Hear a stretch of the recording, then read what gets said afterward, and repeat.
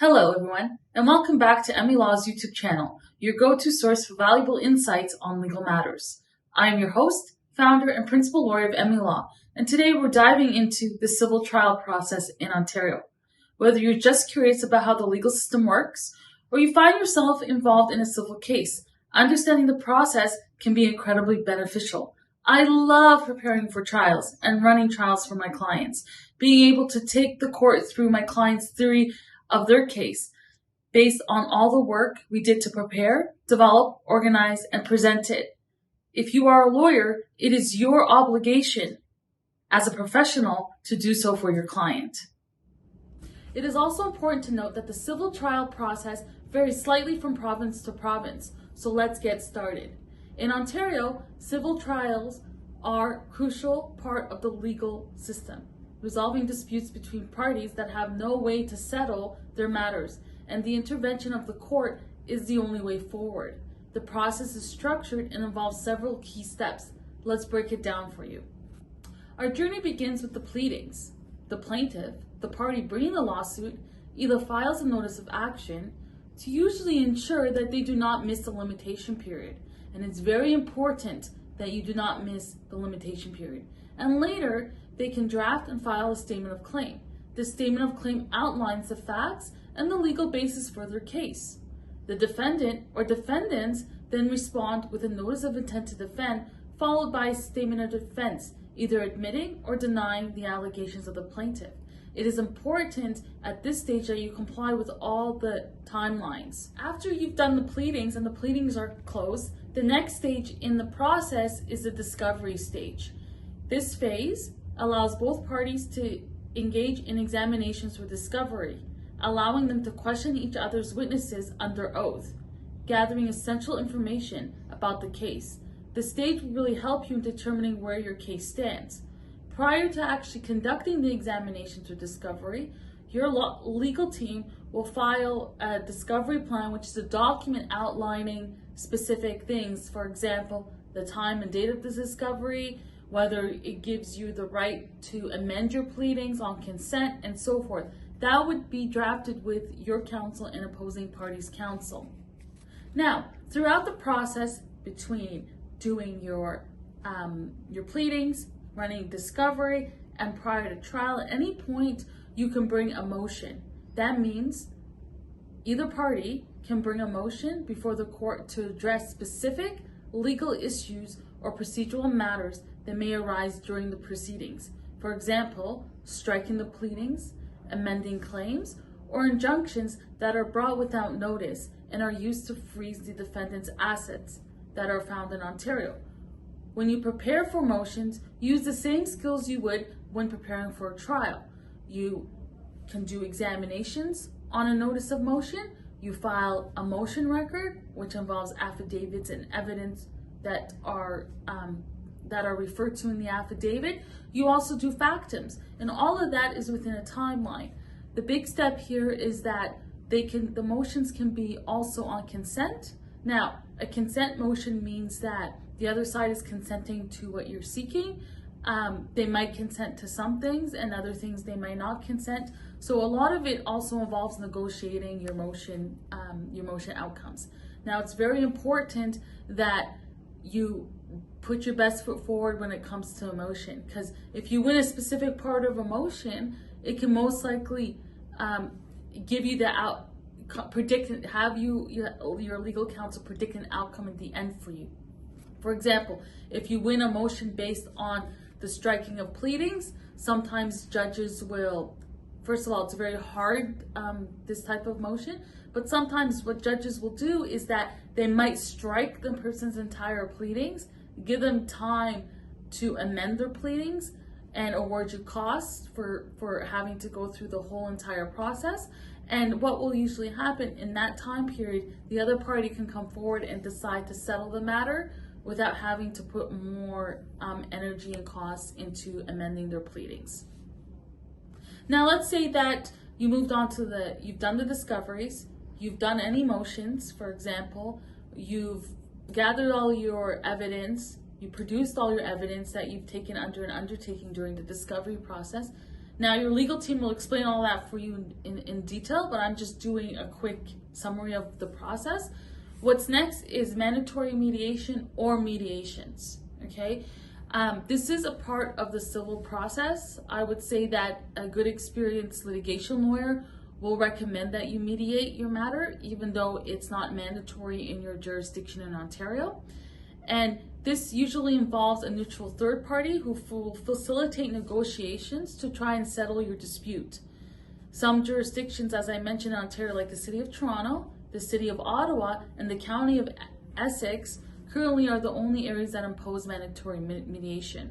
As I already mentioned, your experienced litigation lawyer will encourage mediation as a way for your client settling some of your issues. It is not, if not all, judges will ask during a pretrial conference, what steps did the party take to try and settle their disputes? Judges are more inclined to, be more happy when a party comes to them and indicates that we tried everything we can to try to settle it and we can't settle it, so we have to have a trial. Going to trial, to be honest, should be the last resort if settlement discussions fail. If mediation fails, parties can also try one last time to mediate by asking a judge to be involved, and this is often referred to as judicial mediation. Now, after you've done your mandatory mediation, or you've done some form of mediation, or you've done your judicial mediation, and you've done the whole process, and you've tried to negotiate, and you've tried to settle, and your only recourse now is to go to trial, you would have what's called a pretrial conference, and the court will schedule this. This helps to to narrow the legal issues and determine, for example, how many days the trial will be for, who the witnesses are, and so forth, whether the issues you're actually going to be addressing in court. The court in this stage will also take steps to try and encourage settlement. They'll identify key issues, and they'll also streamline your trial process, as already mentioned. All the parties, including your clients, if you're a lawyer watching this, should attend the pretrial conference with you so they can hear all the comments made by the court. The judge that does the pretrial conference is not necessarily the judge that will sit at your trial, but the judge has experience. The judge has dealt with matters like these probably before and can tell you, based on the case law they've read, decisions they've written, facts they've heard, evidence they've seen, because at a pretrial conference you do give the court a package. They will be able to give you input and whether you have, they will hint at your success rate, okay? So after your pretrial conference, the parties can still try to settle their matters by making offers to settle. Some parties go what's deemed make settlements up to the 11th hour, even before the day of trial. Sometimes in the morning, people can settle their matters. It's important to keep an open mind of settling your matter because trial, again, there's repercussions if you go to trial and you lose and so forth. Now, you've done the pretrial conference. You're still trying to settle the matter. You book dates for trial. Now you move on and prepare for trial. Your trial kicks off with opening statements. The plaintiff goes first, followed by the defense. It helps to basically outline your case. Then you do examinations in chief, which allows the party to present their evidence through witness examinations, followed by cross-examinations by the opposing party. Then it's followed by closing argument, which summarizes the evidence heard from the witnesses and presenting the court with legal arguments. All the evidence coupled with your argument would lead the judge into delivering a judgment based on the evidence and legal arguments presented. The trial process may sound so simple, but in fact, it takes months to prepare for. Now, the reason being that it takes long to prepare for trials is because a good lawyer is very organized and meticulous and will review the evidence, will draft their questions, will ensure that proper documents are going in front of the judge as part of the trial record. They will need to review all the discovery transcripts because if they're going to use what was said at discovery to impeach a witness and so forth, they're going to have to direct them to that specific part. Not all the transcripts go into the discovery, specific portions can. There'll need to be a joint book of evidence produced by both counsel, so that the court can have the book to look at. Each document that will be used for the trial will need to be reviewed, and counsel will need to determine whether opposing counsel is agreeing to certain aspects of a document. For example, that the document is authentic or not. If they're not agreeing to the authenticity of the document, your lawyer will have to put that document through any of the witnesses. There are lawyers out there that will expect you to prove your client's case and will make it difficult on agreeing whether the document is authentic and so forth. I myself find it quite silly if it's a government document coming from a government website. Obviously, it's coming from a government website. It should be authentic, but there are lawyers out there that make it difficult. It is up to you and your legal team to really focus on preparing these documents, making them understandable, making them easy to follow, making it as simple as it can be for the court to understand the documents, and so forth.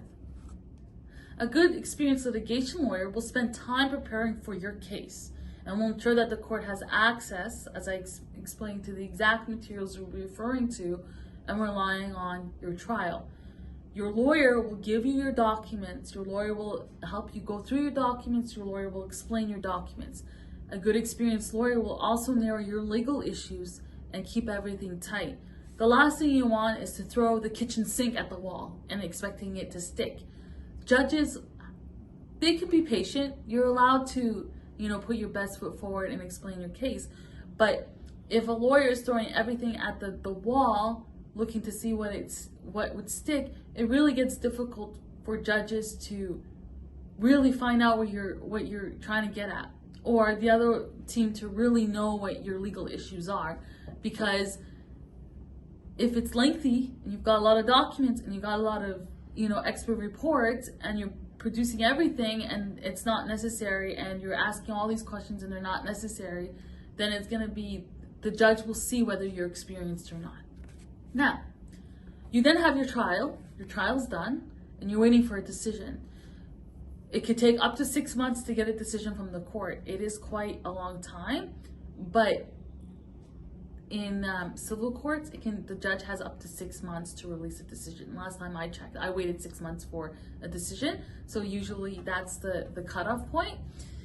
What you do once the judge determines whether you win or not, or in your favor, and so forth, you then move on to the next stage, which is you do the cost submission. So if it's not if the cost submissions are not part of your submissions at the end of your trial, and you want to bring it separate after the judge renders a decision, because let's say, for example, your lawyer hasn't prepared cost submissions, and then the court will provide you a timeline as to when those cost submissions are due and the length of those submissions. Okay? This is also an opportunity for both sides to negotiate and settle on costs without the court's involvement. However, if all else fails, the parties will deliver all their materials related to the cost submissions, and the court will determine what the costs are. Parties that were dissatisfied with the court's decision at that point can also take steps to appeal the decision to a higher court. It's important to note that just because you lose your trial doesn't necessarily mean that the other side will be awarded higher costs. It's really, the court has to look at the bigger picture. That's why they allow both parties to make their cost submission, because your party has a right, your team has a right to say that those costs are exaggerated or over the top. And for example, why would it cost $500,000 to do this when the other side only spent this much money and spent this much time? So it gives the opportunity for the court to see, and judges tend to, I find from my experience helping our clients, judges tend to lower the costs award on certain matters. Now, you've got your judgment, you got your cost submissions. Let's say you got $140,000 in costs awarded for you against the other side. Your matter's already done, but there's a next step. You have to enforce the judgment awarded to you.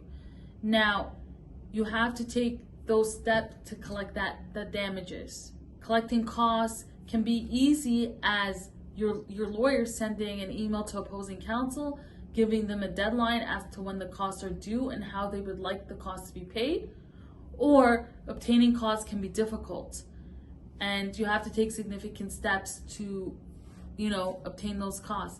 If the defendant's assets were located and frozen, you are able to obtain that that payment sought through those frozen assets, and that is what I mentioned before by bringing an injunction by ex parte.